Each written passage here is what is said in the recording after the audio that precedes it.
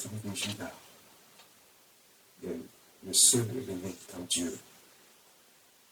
On va célébrer maintenant, le moment est venu pour nous de recevoir de la part de notre Dieu la parole qui nourrit notre âme. Ce matin, le Seigneur veut te bénir. Dis merci Jésus. Le Seigneur veut te bénir. Il est le seul et l'unique en Dieu. Seigneur, dispose le cœur de quelqu'un maintenant pour recevoir ta parole. Il est important de recevoir cette parole, qui est la parole de Dieu qui a dit. Méditez cette parole, nuit et jour, méditez la parole de Dieu, nuit et jour. Que celui de la loi ne quitte pas votre bouche, méditez-le nuit et jour. C'est important pour nous que nous sachions que si nous vivons, c'est à cause de la parole de Dieu. Si nous mourons, c'est à cause de la parole de Dieu. Si nous avons des problèmes, c'est à cause de la parole de Dieu. Pourquoi? Parce que si nous avons des problèmes, c'est parce que nous n'avons pas la parole de Dieu en nous. Si nous avons des problèmes, des difficultés, tout ça dans nous, c'est parce que nous n'avons pas la parole de Dieu. Nous ne connaissons pas la parole de Dieu. Donc la parole de Dieu est source de vie, est source de protection, est source de prospérité. Si tu connais la parole de Dieu, tu verras ta vie changer. Si tu connais la parole de Dieu, que tu la mets en pratique, tu verras ta vie changer complètement et totalement. Mais si tu évites la parole de Dieu, si tu ne veux pas la parole de Dieu dans ta vie, et que tu fais tout pour t'éloigner de la parole de Dieu, parce que tu penses que tu peux vivre dans cette vie-là sans la parole de Dieu, tu fais une grave erreur. Tu fais une très grave erreur. Parce que sans la parole de Dieu, tu n'as pas de vie. Si tu connais la parole de Dieu, tu sauras que la vie que tu as, que tu prends pour te promener, pour raconter des propos, pour dire n'importe quoi sur les gens, cette vie-là appartient à Dieu. À l'instant, il peut l'enlever. Il peut créer une situation où tu vas te retrouver devant cette situation. Aucun homme ne peut te sauver. Aucune somme d'argent ne peut te sauver si ce n'est la paix de Dieu. Tu dois savoir que Dieu seul est Dieu. Il a créé l'homme à son image, selon sa ressemblance. Il a dit, je suis saint, soyez saint. Donc la parole de Dieu est indispensable à l'homme. Sans la parole de Dieu, nous n'avons pas de vie. Ce matin, est-ce que toi, tu crois que la parole de Dieu est bonne pour toi? Est-ce que tu crois que Dieu est là pour toi? Est-ce que tu as accepté Dieu dans ta vie? Est-ce que tu crois en ce Dieu-là qui a créé les cieux et la terre, qui a créé tout ce qui vit, qui a créé tout ce qui existe? Il a créé l'homme, il a créé les animaux, il a créé la mer, il a créé les cieux. Tout a été créé par Dieu. Le soleil, la lune, ainsi que tout ce qui existe, les anges. C'est lui seul qui est Dieu. Il est le créateur. Il est le commencement. Il est la fin. Il a le commencement, lui fait. Et c'est lui qui a créé toutes choses. Sans ce Dieu-là, on ne parle pas des dieux qui ont été créés par les mains des hommes et qu'ils sont en train de créer par tous mes ancêtres. Ils sont dans les sectes, ça on voit le marabout, le féticheur. Ils pensent que ça, ce sont des dieux qui peuvent les aider, les sauver. Mais ce sont des êtres humains qui ont créé ces choses de leur propre main et ça ne peut pas sauver. Le diable est là peut-être pour animer ces choses et vous faire croire qu'il peut faire quelque chose. Le diable lui-même, il a été créé par Dieu, donc il est limité. Il ne peut pas faire grand chose pour toi. Parce que ce qu'il est en train de faire, Dieu peut mettre fin à ça à l'instant. Pour que tu saches qu'il n'y a qu'un seul Dieu, c'est lui qui domine sur le règne des hommes et sur toute la création. Et le diable lui-même fait partie des créatures de Dieu, de la création de Dieu. Dieu l'a créé. Donc il ne peut rien faire pour toi, il ne peut pas t'aider. Il ne peut que te distraire.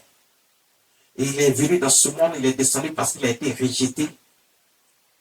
Il a créé une rébellion où il est à la tête de cette rébellion et il a été déchu et il a été chassé des cieux.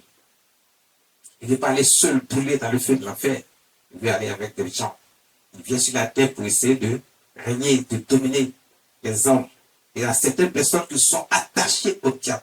Ils sont devenus fidèles à ce diable-là. Ils marchent selon ce qu'ils voient autour de ce qu'ils voient dans leur environnement. Ils ne se tournent pas vers le Créateur, l'éternel Dieu Tout-Puissant qui a créé toutes choses. Et en lui seul, nous avons la vie. Parce que si nous avons la vie en Dieu, il n'y a pas de raison que nous ayons des regards ailleurs et que nous partions voir ailleurs. Parce que c'est lui seul qui peut te sauver, c'est lui seul qui peut te délivrer, c'est lui seul que tu peux porter. Pendant que tu tapes ta poitrine pour faire croire que toi, les histoires de Dieu ne t'intéressent pas. Pendant que les gens s'en vont à l'église, de la maison de Dieu, pour se réveiller et célébrer Dieu et demander grâce pour que Dieu les guide et les oriente. Toi, tu es chez toi, tu ne bouges pas. Tu es toujours en train de faire des commérages dans les quartiers. C'est toi qui racontes n'importe quoi. Ta vie n'a pas de sens. Quand tu regardes ton devant, ton derrière, il n'y a rien, mais c'est toi qui te moques des gens. Tu es toujours en train de raconter n'importe quoi. Sache qu'il y a un seul Dieu. Si tu ne veux pas le servir, tu ne veux pas t'attacher à ce Dieu-là, ta vie n'est rien. Et au moment où tu vas te rendre compte, là, les problèmes t'ont submergé et tu ne sais pas comment te sortir de ces problèmes-là. Parce que Dieu seul est Dieu. Et lui seul qui peut te sauver. Vous acceptez donc ce Dieu-là, le Seigneur Jésus-Christ, qui est notre Seigneur. Il a envoyé son Fils. La parole de Dieu dit, il a tant aimé ce monde, qu'il a envoyé son Fils unique, afin que quiconque croit en lui ne périsse point, mais qu'il ait la vie éternelle. Mais ce Dieu qui est le Dieu de bonté et de miséricorde, qui pardonne toujours, parce qu'il n'a jamais cessé de pardonner, quel que soit ce qui arrive. Il y a des gens qui se plaignent. Pourquoi est-ce que Dieu laisse le sorcier agir? Non, tu ne laisses pas le sorcier agir. C'est à cause de toi, ton attitude, ton comportement, que Dieu laisse le sorcier agir dans ta vie. Parce que quand tu regardes pour toi-même, là, mais vous allez me dire, mais il y a des gens qui n'ont rien fait, mais les sorciers les attaquent quand même. Oui, c'est vrai. Contrairement à ce que toi-même tu crois que tu n'as rien fait. Maintenant, si tu crois que tu n'as rien fait, regarde ceci, écoute ceci. Dieu peut laisser le sorcier t'attaquer. Si tu crois que tu es fidèle à Dieu, tu es avec Dieu, tu acceptes Dieu, tu marches avec Dieu, mais que le sorcier quand même vient t'attaquer. Et puis le Seigneur Jésus laisse faire. Mais c'est parce qu'il veut voir ta fidélité. Il veut voir si toi tu aimes vraiment Dieu, si tu t'es réellement attaché à Dieu, si tu as réellement accepté Dieu, si tu marches réellement avec Dieu, et que tu n'as pas abandonné Dieu, et que tu n'es pas venu vers Dieu juste pour tes intérêts. Parce que tu veux quelque chose, tu veux de l'argent, tu veux la prospérité, tu veux le mariage, donc on t'a dit qu'avec Dieu c'est possible, et tu viens simplement pour ça, et dès que tu as ça, tu tournes le dos à Dieu. Il y a des moments où Dieu veut nous observer, il veut d'abord nous mettre à l'épreuve pour voir notre comportement, notre attitude. Est-ce que nous sommes fidèles à notre Dieu? La fidélité est très importante. Parce que si tu n'es pas fidèle à Dieu, Dieu va toujours te mettre à l'épreuve. Il y a des situations dans lesquelles Dieu veut voir si ta fidélité est sincère. Si tu chantes dans ta bouche, tu dis toujours, moi j'aime Dieu, moi c'est Jésus que je connais, je ne marche qu'avec lui, mais dans ton cœur là, il n'y a pas réellement la place de Dieu parce que tu n'as pas la foi qu'il faut pour accepter réellement Dieu et les épreuves que Dieu envoie vers toi. Donc Dieu va te tester, il va faire des tests avec toi, il va te mettre à l'épreuve pour voir si tu es réellement fidèle, si tu es réellement attaché à lui. Si en un instant tu ne tournes pas le dos parce que tu as obtenu ce qu'il t'a donné, et quand il te donne, toi tu tournes le dos, tu t'en vas. Ou alors parce que tu es là depuis, tu pries, tu n'obtiens rien, tu tournes le dos, tu vas voir ailleurs. Il y a toutes ces choses. Il y a des gens qui sont dans l'église, ils ont prié, ils n'ont rien obtenu. Ils se disent, bon, il n'y a rien dans l'église, je vais aller voir ailleurs. Je vais prendre un raccourci. Tu n'as pas besoin de prendre le raccourci. Parce que ton soi-disant raccourci, là, c'est le danger qui te guette. Dieu t'a observé dans l'église. Il a vu que tu es dans l'église, c'est vrai, tu dis que tu pries, mais en réalité, tu n'es pas sincère dans ton approche avec Dieu. Tu n'es pas sincère dans ton attachement avec Dieu. Donc Dieu t'observe, il te regarde. Il t'observe, il te regarde.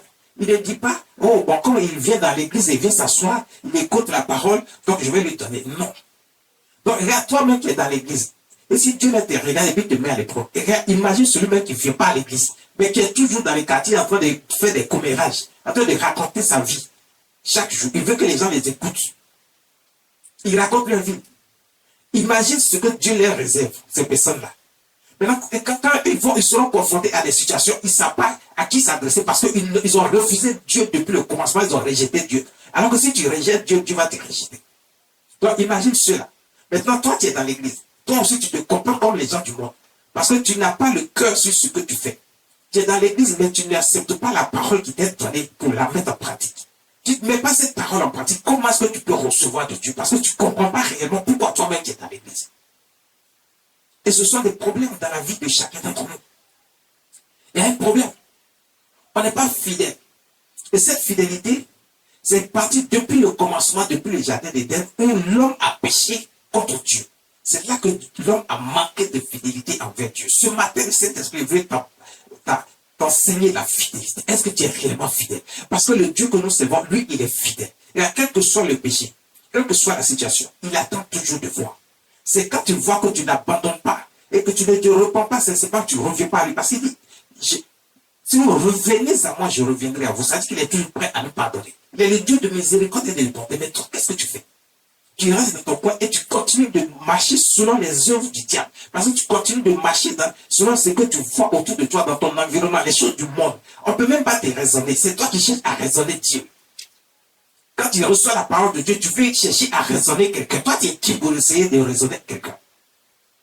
Dieu a envoyé ses serviteurs, les hommes de Dieu, pour vous enseigner la parole de Dieu. Mais vous voulez les raisonner. C'est vous qui pensez que vous savez tout dans ce monde. Mais tu es qui? Tu es un homme. Et Dieu a choisi ses serviteurs pour vous enseigner qu'est-ce que lui, Dieu, il veut. Pas ce que vous, l'homme, vous voulez. Il faut écouter donc la parole de Dieu et être fidèle à cette parole, la mettre en pratique. C'est comme ça que tu verras ta vie changer. Mais parce que si tu n'as pas mis ces paroles en pratique, si tu n'as pas été fidèle et sincère, que tu ne reçois pas réellement, que tu veux faire forcément ce que toi tu veux, parce que tu vois les gens dans ton environnement faire des choses, et tu veux faire aussi, tu penses que c'est ça la vie, mais tu seras toujours en échec. Tout ce que tu entreprendras sera que des échecs, tu n'auras que des problèmes, parce qu'il n'y a personne autour de toi pour t'aider. Dieu, tu l'as rejeté, lui aussi t'a rejeté. Tu sais comment pour réussir.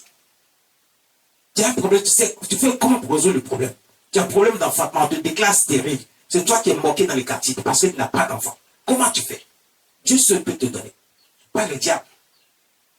Pas un féticheur. Pas un marabout. Mais Dieu seul donne l'enfant parce que c'est lui qui a créé l'homme. Tu ne peux pas aller voir ailleurs pour dire que si tu vas aller t'attacher que c'est les services du féticheur de marabout pour pouvoir avoir un enfant. Non, si tu vas, tu es en train de t'adresser au diable directement. Lui, c'est lui qui va t'envoyer là. Ce n'est pas un enfant en réalité, mais c'est un petit démon dans le corps d'un être humain qui va t'envoyer. Et toi, tu penses que tu as eu un enfant parce que tu ne t'es pas adressé au Créateur, celui qui a créé l'homme. C'est lui seul qui peut te donner l'enfant. Même si tu es stérile, même si tu as 100 ans, il va te donner un enfant. Il n'y a pas de limite avec ce Dieu-là.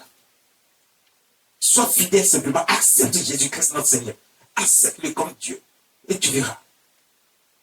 Avec ta fidélité envers lui. Parce que lui, il a toujours été fidèle. Il ne s'est jamais détourné de l'homme. À un moment donné, Dieu, il s'était fâché contre l'homme parce qu'il avait regretté d'avoir créé l'homme. Mais le Dieu de bonté, il aime tellement l'homme. Parce que quand il a créé, il a fait à son image et selon sa ressemblance. Mais l'homme a déconné. Arrêtez de déconner. Attachez-vous à Dieu. Soyez sincères et fidèles. Arrêtez de chercher les problèmes dans le monde. Vous vivez dans le monde. Vous n'avez même pas de vie. Et votre vie n'est attachée à rien. Maintenant, quand les problèmes vous surprennent là-bas, vous cherchez maintenant où se trouve Dieu. Mais c'est au début qu'il faut s'attacher à Dieu. Pas quand les problèmes arrivent. Évitez les problèmes. Évitez toutes sortes de problèmes dans votre vie. Ce matin, le Saint-Esprit veut nous enseigner. La fidélité est source de grâce. La fidélité est source de grâce. Mais si tu n'es pas fidèle, comment tu peux recevoir la grâce de Dieu? Dieu nous met souvent à l'épreuve pour voir notre fidélité, pour voir notre attachement réel à lui. Mais nous, on déconne. On est toujours attaché à des choses qui n'ont rien à voir avec Dieu et qui ne glorifient pas le nom de Dieu. Personne ne peut nous raisonner. On est toujours parti en train de faire n'importe quoi. On traîne dans la nuit, on traîne partout dans la rue, on traîne partout en train de raconter des commérages. C'est le commérage là qui est devenu source de vie pour les uns et les autres.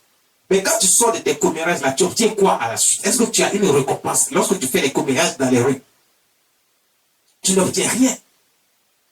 Ta vie là dépend de Dieu. Si Dieu veut enlever la vie en toi, tout de suite, il l'enlève. Et puis toi, tu désistes, puis tu es parti. Sans avoir vécu le temps que tu dois vivre.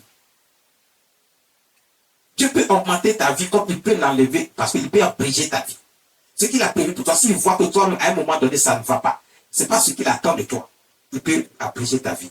Ou emmener des situations dans ta vie pour que tu comprennes qu'il est le seul Dieu qui peut te sortir de tout en vie. Et qu'est-ce que toi tu fais?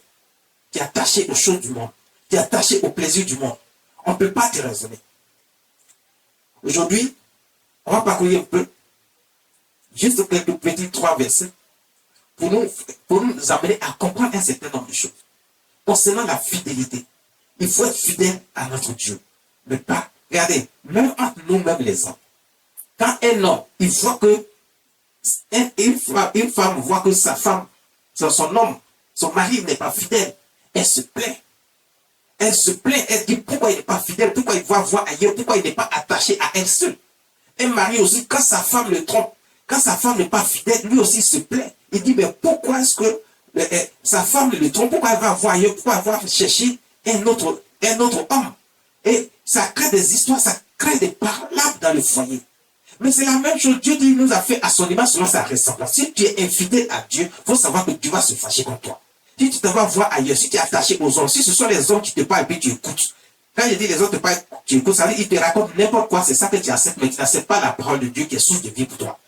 Donc tu préfères marcher selon ce que les gens vivent autour de toi dans ton environnement et ils te racontent n'importe quoi, ils te font croire qu'ils sont dans la vérité alors qu'ils ne sont pas dans la vérité et tu refuses de recevoir la vérité qui est la parole de Dieu qui va te donner la vie. Mais quand tu fais ça, tu n'es pas fidèle à Dieu. Si tu n'es pas fidèle à Dieu qui t'a créé et qui est notre Père, puisqu'il nous a créé, c'est que c'est notre Père. Mais si on refuse ce Dieu-là, qui nous a créé, on devient infidèle. Mais quand tu deviens infidèle, tu vas mettre Dieu en colère. Il va se fâcher.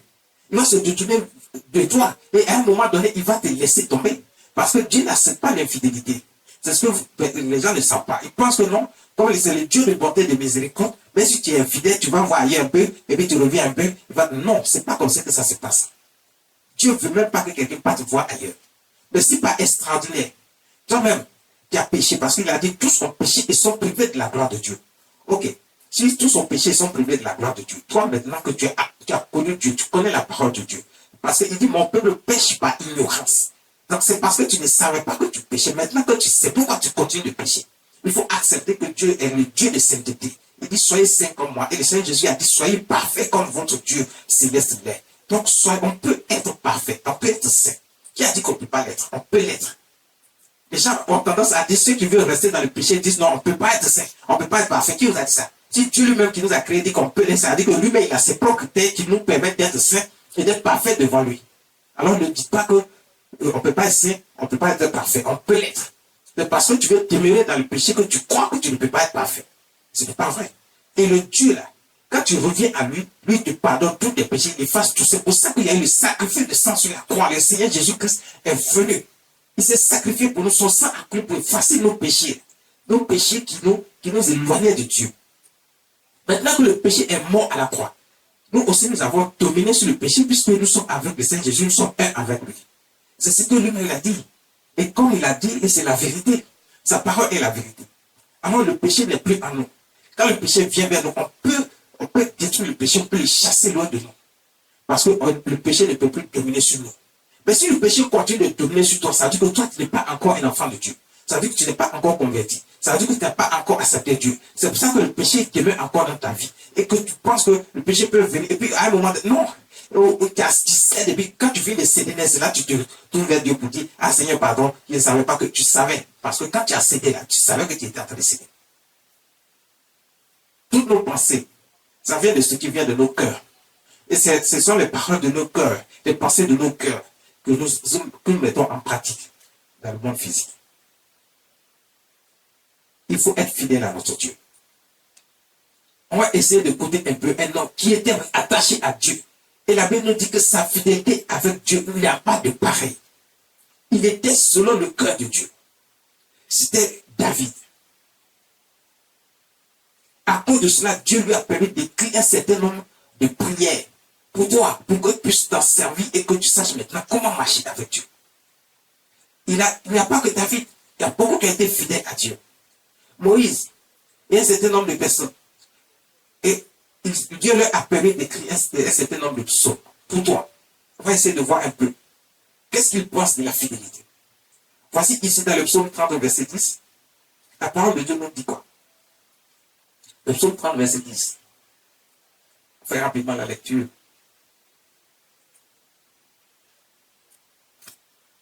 Le psaume 30, verset 10.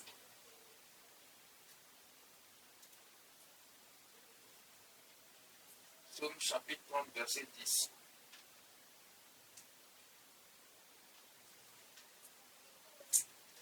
Que gagnes-tu à verser mon sang, à me faire descendre dans la tombe? La poussière te célèbre-t-elle? Raconte-t-elle ta fidélité? Voici un homme qui a fait s'adresser à Dieu. Parce qu'il est fidèle à Dieu, il marche avec Dieu, il a reçu la parole qu'il a mis en pratique. Et puis à un moment donné, Dieu est en train de le mettre à l'épreuve. Une situation est venue dans sa vie. Maintenant, il s'adresse à Dieu dans sa prière. Parce que si lui, il n'était pas fidèle à Dieu, Il n'allait même pas se permettre de venir adresser une telle prière à Dieu. Il dit, que gagnes-tu?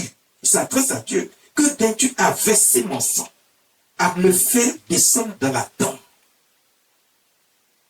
Est-ce que Dieu a un intérêt particulier à faire verser ton sang? Est-ce que Dieu a un intérêt particulier à te faire descendre dans la tombe? Est-ce que Dieu veut te voir mourir? Lui-même, dans sa parole, il a dit, je ne veux pas, mon souhait n'est pas que vous mouriez. Non, je veux que vous viviez. C'est ce que Dieu a dit. Donc Dieu ne veut pas que tu meurs. Ça veut dire que Dieu ne veut pas non plus que tu aies des problèmes aussi. Si Dieu ne veut pas que tu meurs, il veut que tu sois aussi dans la joie, dans le bonheur, dans l'épanouissement. Mais Dieu nous a créés là, ce n'est pas pour souffrir. Il ne nous a pas créés pour souffrir, pour être dans la pauvreté, dans la misère. Il nous a créés pour être dans le bonheur, dans la joie et dans la paix. Il a dit, j'ai un projet de paix pour vous et non un projet de malheur. Ça veut dire que la paix là, il s'agit de tout ce qui peut constituer notre bonheur. La prospérité, la richesse, l'abondance, l'enfantement, le mariage, les voyages, tout ce qui peut être source de joie pour nous. C'est ce que Dieu nous donne. La protection, la sécurité, pour que nos ennemis ne puissent pas nous atteindre. Il dit, j'ai un projet de paix. Et la paix là, c'est ce que ça signifie. Mais quand il a ça pour toi, est-ce que ce Dieu-là veut que tu meurs? Est-ce que ce Dieu-là veut que tu souffres? Non, il est le seul d'ailleurs qui ne veut pas que tu sois, il est le seul qui ne veut pas que tu sois dans la pauvreté, il est le seul qui ne veut pas que tu sois dans la misère, mais il est celui-là qui aime que tu sois dans la joie, dans le bonheur, dans la richesse, dans la prospérité. Mais il y a des conditions, et à la manière aussi que tu dois essayer. Tu ne dois pas aller voir ailleurs pour ça. Non, tu dois t'adresser à lui parce que ta part là, c'est ton héritage, ça se trouve avec lui, c'est lui ce qui peut te donner. Donc voici quelqu'un qui s'attend à Dieu et dit, mais que gagnes-tu? Il sait que Dieu ne veut pas qu'il meure, mais pourquoi est-ce qu'il est dans la souffrance? Pourquoi est-ce qu'il est dans les problèmes? Donc souvent on se pose cette question. Mais si Dieu est avec moi, et que je dis que j'ai accepté Dieu, et que je marche selon Dieu, et que j'ai pratiqué réellement les voies de Dieu, et que je marche réellement dans ses voies, et je fais ce qu'il a dit de faire, pourquoi est-ce que les problèmes sont encore sur moi? Pourquoi est-ce qu'il y a encore des difficultés dans ma vie? Pourquoi est-ce que je n'arrive pas à trouver du travail? Pourquoi est-ce que l'argent me manque? Pourquoi est-ce qu'il y a tel ici? Et puis je regarde autour de moi, les gens même qui ne sont pas attachés à Dieu, ils sont dans l'aisance, ils ont ce qu'ils ont pour se réjouir. Alors que moi j'ai accepté Dieu et puis il n'y a rien. Non, ce n'est pas parce que tu as accepté Dieu et puis il n'y a rien. Il y a quelque chose qui ne va pas, que Dieu n'a pas encore compris en toi. Parce que tu n'as pas encore fait une chose que Dieu attend de toi. Et il est en train de te mettre dans les l'épaule pour voir si ta fidélité envers lui est sincère. Et quand tu prouves que ta fidélité est sincère, malgré les difficultés qu'il a lui-même mis devant toi, malgré les problèmes qui sont venus, qui t'ont submergé, malgré qu'il a laissé l'ennemi venir vers toi, même t'attaquer jusqu'à prendre ta vie. Mais Dieu peut ramener ta vie s'il voit ta sincérité, ta fidélité. Parce que toi, tu es attaché à lui. Tu es attaché à lui. Il y a une dame pour qui j'ai prié, elle est allée à l'hôpital, elle était à 5 mois de grossesse, et voici qu'à un moment donné, à 5 mois, l'enfant bouge, il donne des coups de pied, tout ça, mais elle a constaté que l'enfant ne bouge plus, ça fait 2 semaines. Elle va à l'hôpital, et on lui dit non, que ton enfant est mort depuis 2 semaines, ton enfant même est décomposé dans ton ventre. Et toi-même, on doit t'opérer rapidement, parce que si on ne fait pas ça, tu vas mourir aussi. Elle dit, attendez, je vais aller voir mon Dieu, je reviens. Les docteurs ont dit, mais si on ne fait pas l'opération là aujourd'hui, tu vas mourir. Elle dit, laissez ça. Moi, je vais aller voir Dieu et je reviens. Elle s'en va voir l'homme de Dieu, elle vient me voir. Pendant que j'étais en croisade, en train de prier, elle vient me voir. Et lorsqu'elle est venue, il dit, ma fille, elle était dans l'assemblée. Il dit, il y a quelqu'un ici, tu es allé voir les médecins, parce qu'actuellement, tu as un problème, et on dit que tu vas mourir si on ne fait pas une opération. Passe devant ici. Elle s'est levée, elle est venue. Il dit, ma fille, tu es engossée, tu as 5 mois. C'est pour ça que ton ventre est gros comme ça. Elle dit, oui, papa. J'ai dit, bon, ok, ton problème est réglé. Regardez, braquez la caméra sur elle, et puis ils ont braqué la caméra. Il dit, bon, regardez bien ce qui va se passer. Parce que l'enfant est décomposé, il est mort. Il est décomposé, ça fait 2 semaines qu'il est mort. Il dit, bon, quand je vais envoyer ma main vers ton ventre, avant même que tu touches ton ventre, l'enfant va bouger, il va te donner un coup de pied parce qu'il est revenu à la vie. J'ai avancé ma main. Avant que je ne touche son ventre, l'enfant a poussé. Là, lui a donné un coup de pied. Ils ont braqué la caméra. Et puis, vous voyez, elle-même, elle a crié. Elle dit, m'a donné un coup de pied. Il dit, bon, ok. L'enfant est revenu à la vie. Je vais prier, je vais sécuriser sa vie. Voici quelqu'un, une femme qui avait la foi, qui croyait en Dieu, malgré le problème qui était là, malgré qu'on dit que tu vas mourir, malgré qu'on dit que ton affaire est mort décomposée, ça fait 2 semaines dans ton ventre. Elle n'est pas restée sur ce que l'homme lui a annoncé. Parce que dans son esprit, elle se dit que non, il y a un Dieu qui est au-dessus de toutes choses. Il est le Dieu de l'impossible. C'est lui qui a créé toutes choses, c'est lui qui a créé l'homme. S'il a créé l'homme, mon enfant va vivre. Je vais aller voir l'homme de Dieu, à qui Dieu a donné l'onction pour faire revenir la vie à mon enfant. Je vais le voir et je sais que Dieu va envoyer, va ramener mon enfant à la vie. Elle est venue, elle a reçu ce qu'elle veut. Il a dit, va rendre ton témoignage. Retourne à l'hôpital. Va, tu vas commencer ton témoignage là-bas. Quand ils vont voir que l'enfant vit, ils seront tous étonnés. Elle est retournée à l'hôpital. Elle est partie. Ils ont fait les examens. Ils ont vu que l'enfant vivait. Ils ont dit, mais ce n'est pas possible. Qui est ton Dieu? Qu'est-ce qui s'est passé? Elle dit, je suis allé voir mon Dieu. Je vous ai dit que partez voir Dieu. Elle dit, bon, montre-nous l'homme de Dieu qui a prié pour toi. Nous aussi, on veut le voir. Ils sont venus me voir. Dieu attend quelque chose de toi. Il attend une réaction qu'il va, c'est-à-dire qu'il va trouver sincère. Dieu aimait David parce qu'il a dit, j'ai trouvé un homme sur mon cœur. La fidélité de David envers Dieu, mais c'était sans pareil.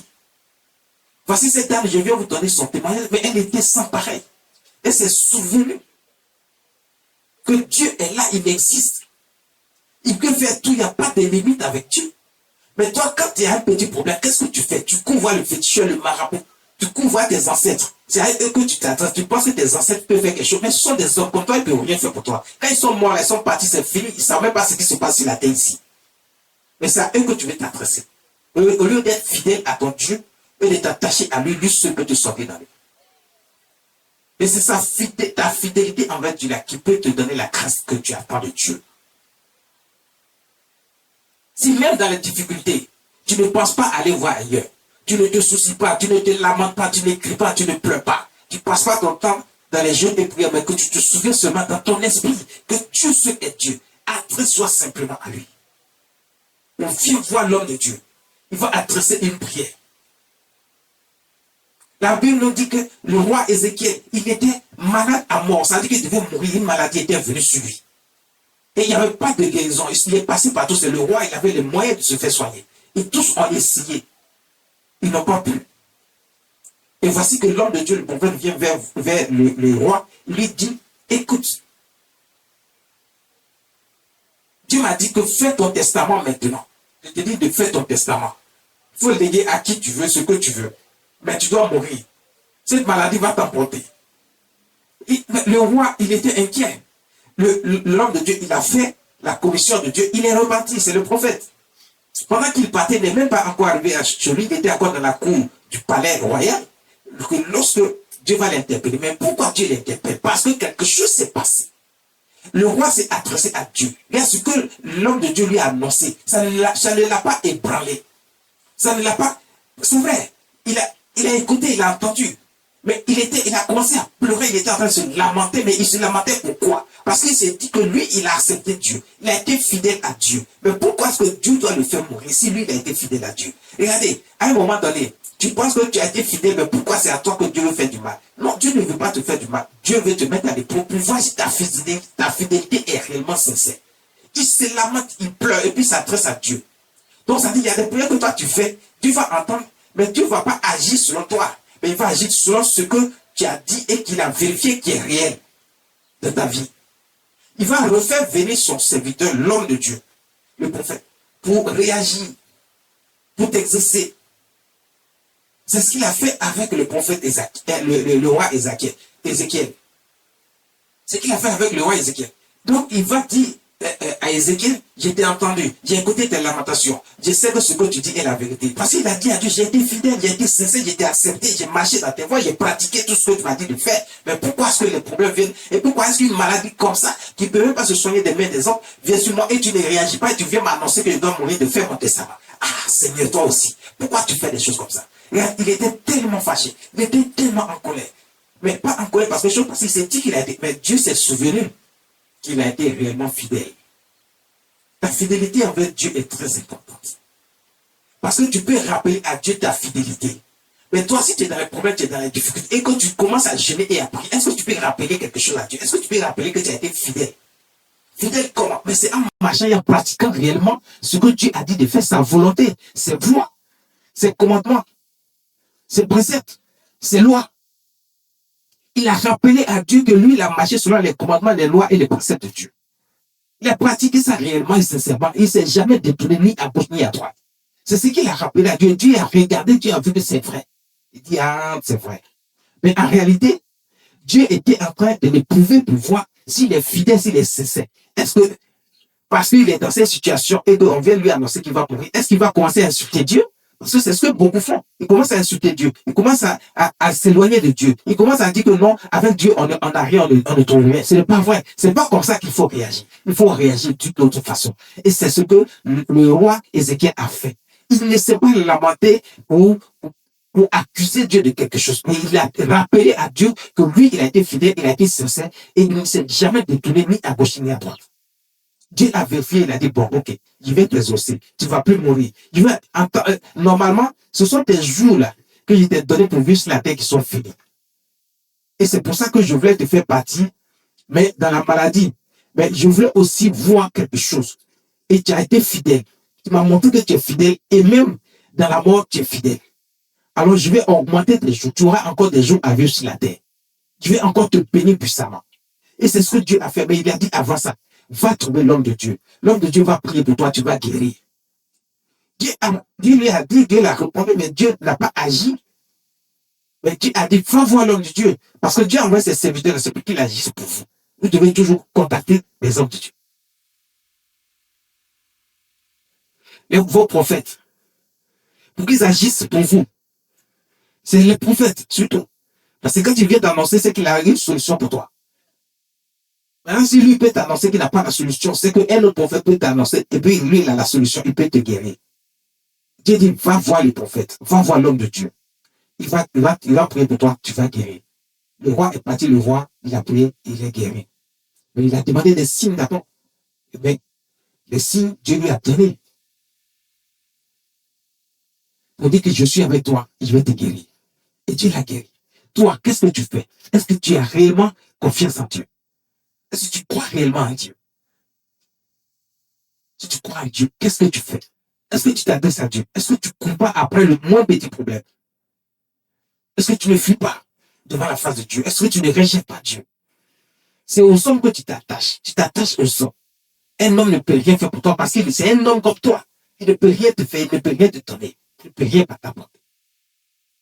Quand tu dis, mais non, Dieu peut passer par... Mais c'est Dieu qui décide de passer par quelqu'un. C'est pas toi qui vas demander à Dieu de prendre quelqu'un pour toi. Non.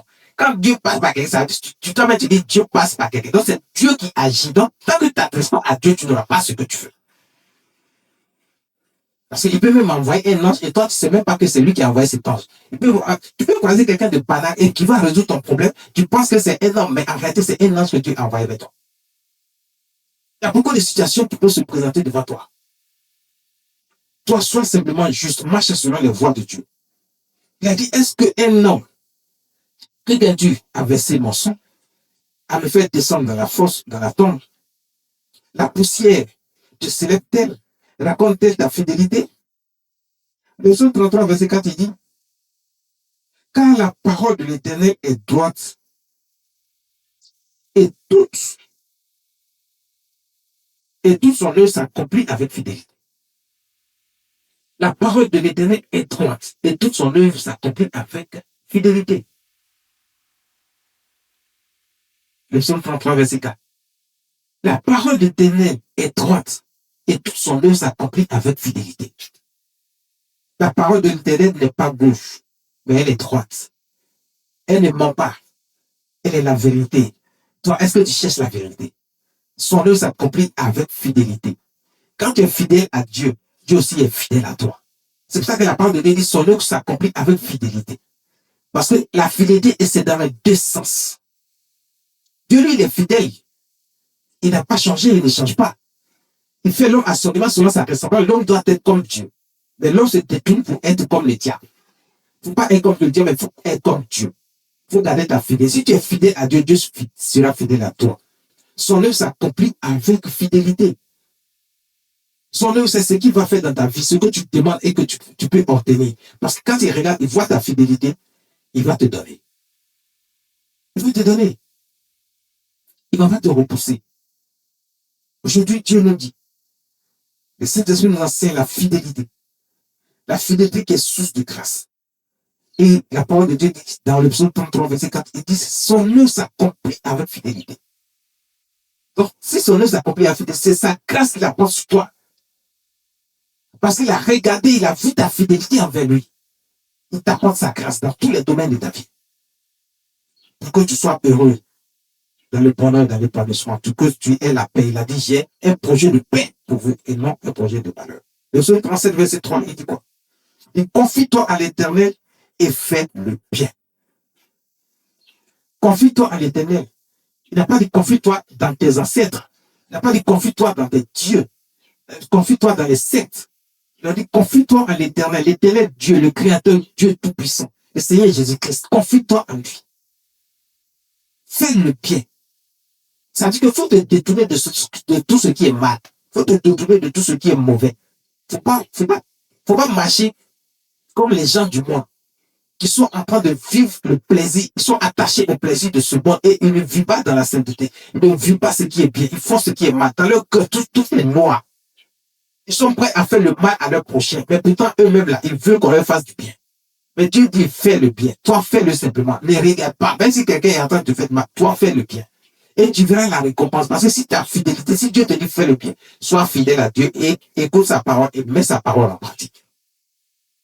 Tu verras la récompense que Dieu te donne parce que tu es fidèle. Il confie-toi à l'Éternel et fais le bien. Et le pays pour demeure et que ta fidélité soit ta nourriture.